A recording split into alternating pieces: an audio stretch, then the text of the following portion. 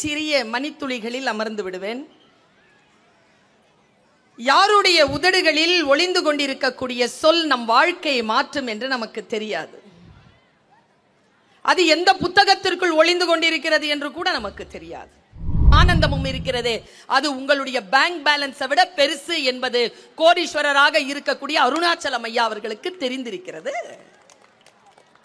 நீங்கள் யோசித்து பார்த்தால் நான் சொல்லுகிறேன், எப்பொருள் யார் யார் வாய் கேட்பினும் அப்பொருள் மெய்ப்பொருள் காண்பதறிவுன்னு ஒரு விளக்கம் சொன்னேன்ல. ஒருவர் பேசிக்கொண்டே இருக்கிறாரோ அவர்தான் நல்ல பேச்சர்.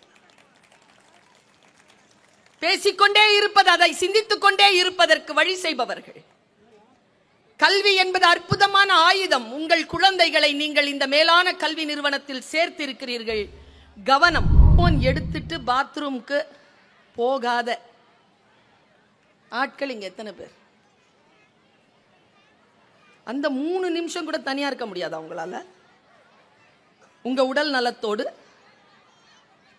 அதுல கான்சென்ட்ரேட் பண்ணிட்டு இருக்க முடியாதா? அப்போ கூட ஏதேனும் ஒன்றை வாசித்து விட வேண்டும், யாரோடும் ஏதேனும் நாம் தொடர்போடு இருக்க வேண்டும் என்கின்ற மனநோய் தனிமையிலிருந்து நம்மை நாமே பயந்து கொள்ளுவதற்கான காரணிகள் என்று உளவியலாளர்கள் சொல்கிறார்கள்.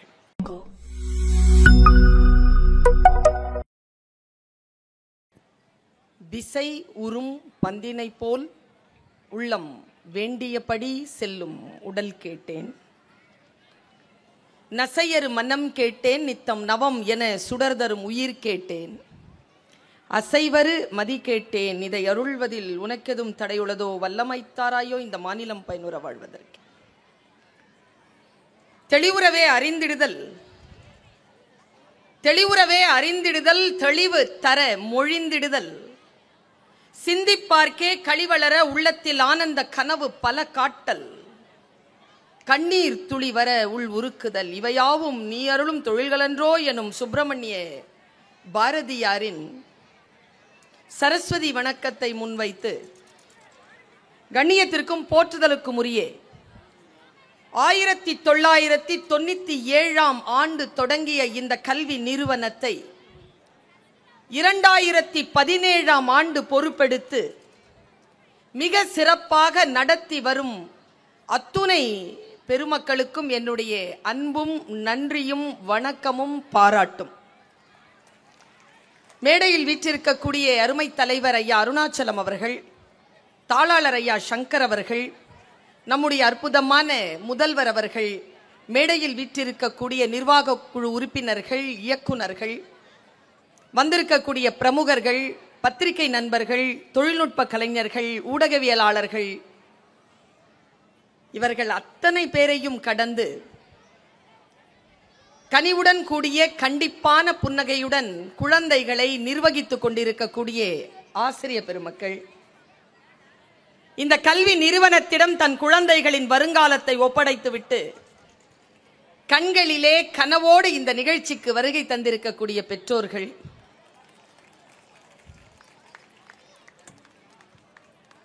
4வது ஆண்டு விழாவில் பங்கெடுத்துக் கொள்வதற்காக தன்னை அலங்கரித்துக் கொண்டு ஆசையுடன் காத்திருக்கும் என் உயிரினும் மேலான மாணவ கண்மணிகள், உங்கள் அத்துணை பேரையும் இந்த நல்ல நேரத்தில் வணங்கி மகிழ்கிறேன். இந்த மாதிரியான ஆண்டு விழாக்கள்ல பேசுறதுக்கு வரணும் அப்படின்னா எங்களுக்கெல்லாம் பயங்கர குஷி ஆயிடும். ஏன்னா திரளான மக்கள், ஆயிரக்கணக்கான மக்கள் கிடைப்பார்கள். ஆனால் என்னை போன்ற சில பேருக்கு தான் அது தெரியும், இந்த கூட்டம் எங்க பேச்சை கேட்கறதுக்காக வரல, தன் குழந்தைகளின் கலை நிகழ்ச்சிகளை பார்ப்பதற்கும் அவர்கள் பரிசுகளை பெறுவதை பார்த்து மகிழ்வதற்கும் தான் வந்திருக்கிறீர்கள் என்பது. இருந்தாலும் ஒரு சில மணித்துளிகள் பேரன்பானவர்களே உங்களோடு சேர்ந்து இந்த ஆண்டு விழாவில் நின்று நான் சிந்தித்தபடி உங்களிடத்திலிருந்து பேசிவிட்டு மிகச் சிறிய மணித்துளிகளில் அமர்ந்து விடுவேன். யாருடைய உதடுகளில் ஒளிந்து கொண்டிருக்கக்கூடிய சொல் நம் வாழ்க்கையை மாற்றும் என்று நமக்கு தெரியாது. அது எந்த புத்தகத்திற்குள் ஒளிந்து கொண்டிருக்கிறது என்று கூட நமக்கு தெரியாது. எவ்வளவு சீக்கிரமாக அந்த சொல் வந்து சேர்கிறதோ அவ்வளவு சீக்கிரமாக நம்முடைய வாழ்க்கையில் மாற்றம் நிகழ்கிறது. உங்கள் வாழ்க்கையில் நீங்கள் தேடிக்கொண்டிருக்கக்கூடிய ஏதோ ஒரு சவாலுக்கான தீர்வான அந்த ஒற்றை சொல் இந்த உதடுகளில் இருந்து உதிர்ந்து விட வேண்டும் என்கின்ற பேராசையோடு உங்கள் முன்னால் நிற்கிறேன். நான் கூட்டத்திற்கு பேசுபவள் இல்லை, நான் தனி மனிதர்களுக்கு பேசக்கூடியவள். என்னை என் தகப்பன் ஸ்தானத்தில் நான் நின்று மரியாதை செய்யக்கூடிய பெருந்தகை ஐயா அருணாச்சலம் அவர்கள் என்னை பற்றி பேசுகின்ற பொழுது, படிச்சுட்டாங்க, அதனால இவ்வளவு உயர்ந்த நிலைக்கு வந்திருக்காங்க, நாமளும் படிக்கணும் என்ற ஒரு சொல்லை சொன்னார். நான் சிந்தித்து பார்க்கிறேன். நான் PhD முடிச்சிட்டு என்னுடைய அப்பா கிட்ட போய் அந்த டிகிரி எனக்கு கன்ஃபர்ட் ஆயிருக்கப்பா அப்படின்னு சொல்லிட்டு காட்டினேன். என்னுடைய பரம்பரையிலேயே எங்க அம்மா சைடும் சரி அப்பா சைடும் சரி ஃபர்ஸ்ட் கிராஜுவேட் நான் தான். PhD வாங்கின ஒரே ஆளு நான் தான் இதுவரைக்கும். அப்பா அந்த டாக்டரேட் டிகிரியை வாங்கிட்டு அப்பா ஒரே வார்த்தை தான் சொன்னார், சுல்தானா நீ படிச்சிருக்கிறது உனக்காக மட்டுமல்ல, உன்னை போல் படிக்க முடியாத, உரிமைகள் மறுக்கப்பட்ட, படிப்பதற்கு ஆசையாக இருந்தும் படிப்பதற்கான சூழலோ அறிவோ முயற்சியோ இல்லாத எல்லோருக்கும் சேர்த்துதானம்மா நீ படித்திருக்கிறாய் என்று அப்பா சொன்னார். நான் அந்த பொறுப்பை உணர்ந்தபடி உங்கள் முன்னால் நிற்கிறேன். சொற்கள் நம் வாழ்க்கையை மாற்றும். நம் அத்தனை பேருக்கும் பேராசை இருக்கிறது, பெரும் ஆசை இருக்கிறது. நம் குழந்தை ஜெயிக்க வேண்டும், நாம் இந்த உலகத்தில் ஜெயிக்க வேண்டும் என்று. கல்வி கற்றுக்கொண்டால் எப்படி ஜெயிக்கலாம் என்பதற்கு சில பல உதாரணங்கள் என்னால் சொல்லிவிட முடியும். உங்க எல்லோரிடத்திலும் ஒரே ஒரு விஷயத்தை மட்டுமே நான் சொல்லிவிட்டு போனால் அது இந்த ஆண்டு விழாவிற்கான ஒரு செய்தியாக இருக்கும் என்று நான் நினைக்கிறேன். எந்த ஒரு ஸ்டேட்மெண்ட், எந்த ஒரு வாக்குமூலம், எந்த ஒரு கருத்து, ஒரு கருத்துரு, ஒரு கண்டென்ட் எதுவாக இருந்தாலும் அதன் அடுத்த பக்கத்தை அதை வித்தியாசமான முறையில் பார்க்க தெரிந்தவர்கள், படித்தவர்கள். கல்வி என்பது மிக மிக நுட்பமானது. இப்போ இந்த ஆண்டு விழாவில் ஒரு பெரிய ரிப்போர்ட் வாசிச்சாங்க. நான் பாராட்டுகிறேன். இந்த ஆண்டு முழுக்க நான் பல பள்ளிக்கூடங்களுக்கு சென்று வருகிறேன். இப்படி டிஜிட்டலைஸ்டா ஒரு ஆண்டறிக்கையை கொடுத்த கல்வி நிறுவனம் இந்த கல்வி நிறுவனம் மட்டும்தான். ரொம்ப அழகா டிஜிட்டலைஸ்டா நீங்க கொடுத்தீங்க. அதுல எழுதின ஒரு ஸ்கிரிப்ட்ல எனக்கு ஒரு சின்ன கருத்து வேறுபாடு உண்டு. உங்க குழந்தைகளை நீங்க டூருக்கு அனுப்பி வச்சீங்க இல்லையா? எங்கேயோ டூருக்கு போயிட்டு வந்திருக்காங்க, கேரளாவோ எங்கேயோ டூருக்கு போயிட்டு வந்ததா போட்டோஸ் எல்லாம் போட்டாங்க. அப்போ பேக் வாய்ஸ் என்ன வந்ததுன்னா, குழந்தைகளுடைய ஸ்ட்ரெஸ்ஸை போக்குறதுக்காக அவங்கள நாங்க வெளியில கூட்டிட்டு போனோம்னு சொன்னாங்க. பட் ஆக்சுவலா அது அல்ல உண்மை. ஸ்ட்ரெஸ்ஸை போக்குறதுக்காக எந்த கல்வி நிறுவனமும் இந்த அவுட்ரீச் புரோகிராமை நடத்துறதில்லை. கற்றல் என்பது வகுப்பறையில் மட்டுமில்லை, வெளியிலும் நிகழ்கிறது என்பதனை தெரிந்து கொள்வதற்காக வகுப்பறையிலிருந்து பிள்ளைகளை அழைத்து உலகத்திற்கு காட்டுகின்ற ஒரு முயற்சி தான் இந்த டூர் எல்லாம். நான் இதுவரைக்கும் 22 நேஷனல் கேம்ப்ஸ் அட்டெண்ட் பண்ணியிருக்கேன். 31 நாடுகள் பயணம் செஞ்சிருக்கேன். பயணம் என்பதும் மக்களை சந்திப்பது என்பதும் நம்முடைய அறிவை விரிவாக்கும், பார்வையை விசாலமாக்கும். இந்த இடத்தில் நான் ஒன்றை சொல்லிக் கொள்கிறேன். எப்பொருள் சொல்லுங்க, யார் யார் வாய் கேட்பினும் அப்பொருள். என்ன அர்த்தம்? என்ன அர்த்தம்? தெரியுது, அர்த்தம் தெரியுதா? நான் சொல்ல வரல. சொன்னா புரிஞ்சுக்கிட்ட அர்த்தம் வேற மாதிரியா இருக்கு, சொல்ற அர்த்தம் வேற மாதிரியா இருக்கு. மொழியில இருக்கிற சிக்கல் அது. எப்பொருள் யார் யார் வாய் கேட்பினும் அப்பொருள் மெய்ப்பொருள் காண்.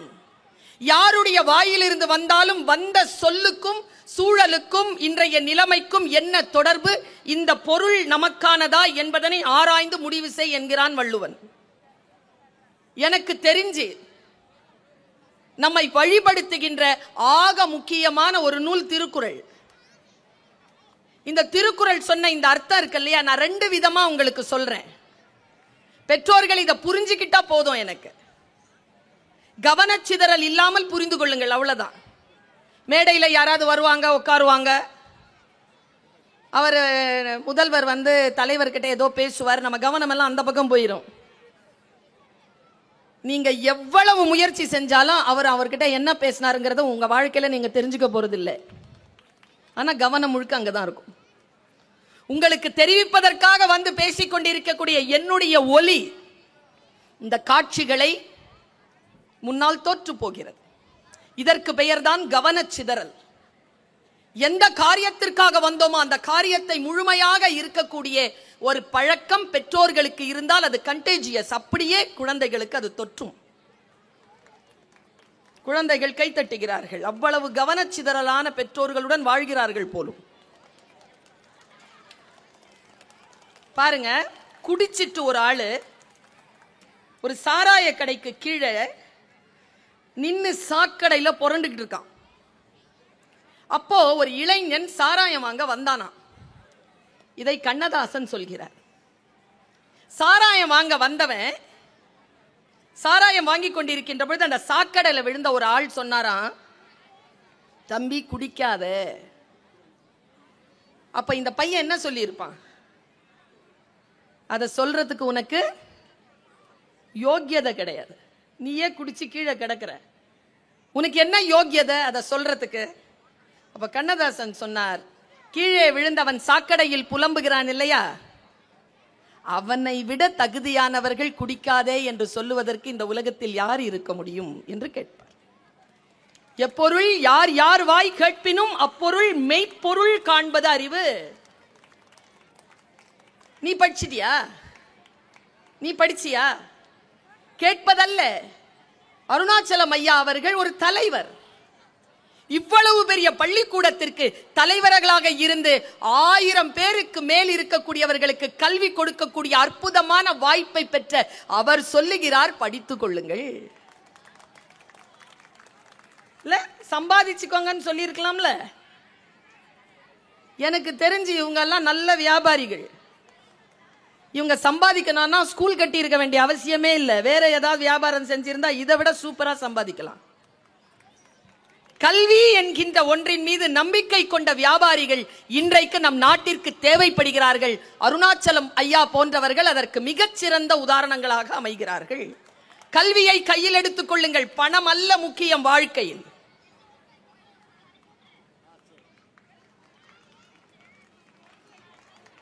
பணம் அல்ல. பணம் வரும், பணம் சம்பாதிக்கலாம். ஆனால் சில விஷயங்களை கற்றுக்கொள்வதன் மூலமாக வரக்கூடிய பேர் இன்பமும் பேர் ஆனந்தமும் இருக்கிறது. அது உங்களுடைய பேங்க் பேலன்ஸை விட பெருசு என்பது கோடீஸ்வரராக இருக்கக்கூடிய அருணாச்சலம் ஐயா அவர்களுக்கு தெரிந்திருக்கிறது. நீங்கள் யோசித்து பார்த்தால் நான் சொல்லுகிறேன், எப்பொருள் யார் யார் வாய் கேட்பினும் அப்பொருள் மெய்ப்பொருள் காண்பதறிவுன்னு ஒரு விளக்கம் சொன்னேன்ல, அதுக்கு டோட்டலா வித்தியாசமா இன்னொரு விளக்கம் சொல்றேன். ஏன்னா சில பொருட்கள் நமக்கு ஏற்கனவே சிந்தித்தவர்களுடைய சிந்தனைக்குள்ளேயே போகுது. என் முயற்சி எல்லாம் என்ன தெரியுமா? என் சிந்தனையின்படி நீங்கள் இருக்கக்கூடாது, உங்கள் சிந்தனையின்படி நீங்கள் இருக்க வேண்டும் என்பதற்கான பேச்சுதான். நல்ல டீச்சர் யார் தெரியுமா? நான் 25 வருஷமா டீச்சரா இருக்கேன். I am an associate professor, University of Madras, affiliated college, Justice Bashir Ahmad Said College, SIT னா கேள்வி தெரியும் உங்களுக்கு. 75 years ஆகுது அந்த காலேஜ்ல. I am an associate professor. ஒரு விஷயத்தை சொல்ற, யார் டீச்சர் தெரியுமா? தன் புத்தியை தருபவர்கள் இல்லை நல்ல டீச்சர். தனக்கு எதெல்லாம் தெரியுமோ அந்த விஷயத்தை எல்லாம் குழந்தைகளுக்கு போதிப்பவர்கள் இல்லை நல்ல டீச்சர். அந்த குழந்தையின் அறிவை அவர்களுக்கு அறிமுகம் செய்து வைப்பவர்கள் தான் நல்ல டீச்சர்ஸ். நான் நல்ல டீச்சரா அப்படினா I cannot teach anything. The only possibility is I can inspire them to aspire. The only possibility of teaching is to inspire. அந்த தாக்கத்தை, அந்த விருப்பத்தை ஏற்படுத்துவது, கல்வியின் மீது விருப்பத்தை ஏற்படுத்துவதுதான் ஆசிரியருடைய பெருங்கடமை. பேச்சாளர் யார் தெரியுமா? நல்ல பேச்சாளர் 8 கோடி பேர் இருக்கிறாங்க தமிழ்நாட்டில். 6 கோடி பேர் தமிழ் பேசுறாங்க.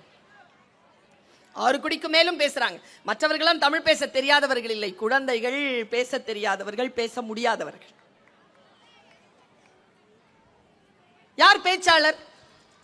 ஒரு 1000 பேர் சொல்லலாமா பேச்சாளர்ங்கிற லிஸ்ட்ல? 6 கோடி பேர் இருக்கிறார்கள். இருந்தாலும் 1000 பேர் தான் பேச்சாளர்கள்னா என்ன அர்த்தம்? பேசுகின்றவர்கள் எல்லாம் பேச்சாளர்கள் இல்லை, பேச்சை ஆள்பவர்கள் தான் பேச்சாளர்கள். ஆனா என்ன கேட்டா, பேச்சாளர் என்பதற்கு நான் வேறு விளக்கம் தருவேன். பேசிவிட்டு போகின்றவர்கள் பேச்சாளர்கள் இல்லை. பேசிவிட்டு போனதற்கு பிறகும் உங்கள் மனதிற்குள் யார் ஒருவர் பேசிக்கொண்டே இருக்கிறாரோ அவர்தான் நல்ல பேச்சாளர். பேசிக்கொண்டே இருப்பது, அதை சிந்தித்துக் கொண்டே இருப்பதற்கு வழி செய்பவர்கள். கல்வி என்பது அற்புதமான ஆயுதம். உங்கள் குழந்தைகளை நீங்கள் இந்த மேலான கல்வி நிறுவனத்தில் சேர்த்திருக்கிறீர்கள். கவனம், டைம் வேஸ்ட் பண்ண விடாதீங்க. அவ்வளவுதான் நான் சொல்லுவேன். மறுபடியும் காலம் போனால் வராது. இருக்கின்ற காலத்தை மிகச் சரியாக அறுவடை செய்ய பிள்ளைகளுக்கு கற்றுக் கொடுங்கள். நீங்களும் அப்படித்தான் இருங்கள். எங்க அப்பா ஒரு உருது கவிஞர். அவர் சொல்வார், காலத்தை பற்றி அவர் சொன்ன ஒரு கவிதையை உருதுல அவர் சொன்னார். நான் அதை சொல்றேன். நம்மில் எத்தனை பேர் இன்னைக்கு இரவு தூங்க போறீங்க இதை நினைச்சுக்கிட்டேன்னு எனக்கு தெரியாது. புரிஞ்சிருச்சுன்னா இன்று இரவு உங்கள் தூக்கம் காலி, தூங்க மாட்டீங்க. நீங்க என்ன கருத்து பாருங்க, நுட்பமான கருத்து, புரிஞ்சுக்கிறதுக்கு முயற்சி பண்ணு. तारीख ने उर्दू ले சொல்றார் அப்பா, तारीख ने माजी के वो दौर भी देखे हैं, लम्हों ने खता की थी सदियों ने सजा पाई.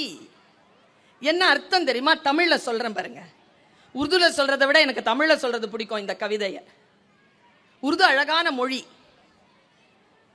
என்ன அர்த்தம் பாருங்க, காலத்தின் பேரேடு தனக்குள் ஒரு ரகசியத்தை பொத்தி வைத்திருக்கிறது. காலத்தின் பேரேடு ஒரு ரகசியத்தை தனக்குள் பொத்தி வைத்திருக்கிறது. அந்த ரகசியம் என்ன தெரியுமா? வினாடிகள் தான் தவறிழைக்கின்றன, தண்டனையோ யுகங்களுக்கு கிடைக்கிறது. தப்பு ஒரு வினாடி தான், ஆனால் தண்டனை யுகங்களுக்கு. வினாடிகளை யார் ஒருவர் காப்பாற்றிக் கொள்கிறோமோ அவர்கள் யுகங்களிடமிருந்து தப்பித்துக் கொள்கிறோம். அந்த வினாடிகளை கையகப்படுத்திக் கொள்வதற்கான விழிப்புணர்வு தருவதற்கு பெயர் தான் கல்வி. அது உங்க குழந்தை படிக்கதான் பார்த்துக்கோங்க. இந்த ஃபர்ஸ்ட் மார்க் அவங்களுக்கெல்லாம் பரிசு கொடுத்தாங்கல்ல, எனக்கு ஒன்றும் அதில் பெரிய உடன்பாடு இல்லை. ஆஸ் எ டீச்சர், இந்த ஃபர்ஸ்ட் மார்க் வாங்குற பிள்ளைலாம் ஸ்கூலுக்கு நல்லது. இன்னைக்கு 10 மார்க் வாங்கி நாளைக்கு 12 வாங்கி அதுக்கப்புறமா 15 வாங்கி அதுக்கப்புறமா 40 வாங்கி அதுக்கப்புறமா 60 மார்க் வாங்கிட்டு போதில்ல புள்ள. அது 98 வாங்குற பிள்ளைய விட என் பார்வையில் கிரேட் குழந்தை. டு ஷோ த ப்ரோக்ரஸ், தன்னை தானே அதிகப்படுத்திக் கொண்டு அடுத்த கட்டத்தில் தன்னை ப்ரூவ் பண்ற குழந்தை இருக்குல்ல, அந்த குழந்தை அவங்க குழந்தை இருக்கு. நீங்க பணக்காரரா இருந்துட்டு குழந்தைக்கு 50,000 ரூபாய்க்கு சைக்கிள் வாங்கி கொடுக்கிறது பெரிய மேட்டர் இல்ல. நீங்க கொடுக்கிற சொற்ப பணத்தை சேர்த்து வைத்து 1500 ரூபாய்க்கு செகண்ட் ஹேண்ட்ல ஒரு குழந்தை சைக்கிள் வாங்குதுன்னு வச்சுக்கோங்க, அவன் ஜெயிக்க பிறந்த குழந்தை. எப்படி நம் குழந்தையை நாம் வளர்க்கிறோம், எப்படிப்பட்ட சூழல்ல. இன்னைக்கு நான் ஒரு விஷயம் சொல்றேன், இந்த டீச்சர்ஸ் அதை பயன்படுத்துறாங்க. இன்னைக்கு as a language teacher நான் சொல்றேன், ஆங்கிலத்தில் உலகத்திலேயே அதிகமாக பயன்படுத்தக்கூடிய சொல் இன்னைக்கு. ஒரு காலத்துல தேங்க்ஸ் இருந்தது, இன்னைக்கு 2 சொற்கள் ரொம்ப அதிகமா பயன்படுத்தப்படுது. ஒன்னு சாரி, இன்னொன்னு டிப்ரெஷன். 2 சொல். ரொம்ப ஸ்ட்ரெஸ்ஸா இருக்குது. எதுக்கு இருக்குது ஸ்ட்ரெஸ்? உனக்கு எதுக்கு இருக்குது ஸ்ட்ரெஸ்? இந்த ஸ்ட்ரெஸ் மேனேஜ்மெண்ட்டை என்ன பண்றது? எனக்கு இல்ல ஸ்ட்ரெஸ். ஏன் இல்ல? நான் சில விஷயங்களை சொல்லி தருகிறேன். நாம் எங்கே பிழை செய்கிறோம் தெரியுமா? எங்கே பயந்து போகிறோம் தெரியுமா? நம்மை முழுமையாக வெளிப்படுத்துவதில் பயந்து போகின்ற காரணத்தினால் தனிமையிலிருந்து விலகி இருப்பதற்காக செல்போனை கையில எடுத்துட்டு உட்கார்ந்துடுறோம். பாத்ரூம்லங்க நான் பெற்றோர்களுக்கு சொல்றேன், அந்த பிள்ளைங்களை அப்புறமா பார்த்துக்கலாம். செல்போன் எடுத்துட்டு பாத்ரூம்க்கு போகாத ஆட்கள் இங்க எத்தனை பேர்? அந்த 3 நிமிஷம் கூட தனியா இருக்க முடியாது அவங்களால? உங்க உடல் நலத்தோடு அதுல கான்சென்ட்ரேட் பண்ணிட்டு இருக்க முடியாதா? அப்போ கூட ஏதேனும் ஒன்றை வாசித்து விட வேண்டும், யாரோடும் ஏதேனும் நாம் தொடர்போடு இருக்க வேண்டும் என்கின்ற மனநோய் தனிமையிலிருந்து நம்மை நாமே பயந்து கொள்ளுவதற்கான காரணிகள் என்று உளவியலாளர்கள் சொல்கிறார்கள். நாம் நம்மையும் நம்முடைய குடும்பத்தையும் இண்டிவிஜுவலா நேசிக்க தொடங்கணும்னு வச்சுக்கோங்களேன், இந்த அடிக்ஷன் நமக்கு இருக்காது. ஒரு குழந்தை எனக்கு நேற்று முன்தினம் ஆம்பூர்ல, வாணியம்பாடியில கேக்குது, ஆம்பூர்ல இல்ல வாணியம்பாடி, ஒரு கிறிஸ்துவ பள்ளிக்கூடத்துக்கு பேச போயிருந்தான். அவன் கேட்கிறான், 7th ஸ்டாண்டர்ட் பாய் கேட்கிறான். நான் அவன் அப்படியே பார்த்தேன், அவ்வளவு மனக்கவலை எனக்கு. நான் ஒரு விஷயம் சொல்லவா, எந்த குழந்தையாவது ஃபெயில் ஆகுதுன்னு வச்சுக்கோங்களேன், ஆஸ் அ டீச்சர் எங்கேயோ நான் தோக்குறேன். நான் இந்த ஸ்கூலுக்கும் எனக்கும் தொடர்பு இல்லாம கூட இருக்கலாம், ஆனா நான் தோக்குறேன் ஆஸ் அ டீச்சர். அந்த பொறுப்புணர்வோடு நான் சொல்றேன். அந்த குழந்தை சொல்லுது, ஒரு வினாடி ஒரு நிமிஷம் பாத்துரலாம் அப்படின்னு தான் ரீல்ஸ் ஓபன் பண்ணேன், நிமிந்து பார்க்க 24 மணி நேரம் போயிடுச்சு. கிளாஸ் 10 மணிக்கு ஆரம்பிச்சது, 11 மணிக்கு முடிஞ்சிரும் உட்காந்துருக்கேன். சாயந்தரம் 5 மணி ஆயிடுச்சான்னு பார்த்தா 10:15 தான் ஆயிருக்குங்கிறான். இதுல இருந்து நான் எப்படி என்னை காப்பாற்றிக் கொள்வது? கிளாஸ்ல உட்கார முடியல, 15 நிமிஷம் 5 மணி நேரமா தெரியுது, ஒரு நிமிஷம் 24 மணி நேரம் ஓடி போச்சு. நான் என்ன பண்றதுன்னு கேட்கிறான் அந்த குழந்தை. ஆர்வம். அந்த குழந்தைக்கு நாம் எதில் ஆர்வத்தை கொடுத்திருக்கிறோம்? நான் ரொம்ப வெளிப்படையா சொல்றேன், ஐ அம் an educationalist. நான் ஒரு கல்வியாளர். பேச்சாளர் என்பதெல்லாம் என்னுடைய 3வது 4வது தகுதி தான். ஒரு பேச்சாளரா நான் சொல்றேன், ஒரு ஆசிரியரா நான் சொல்றேன், ஒரு எஜுகேஷனலிஸ்டா நான் சொல்றேன்.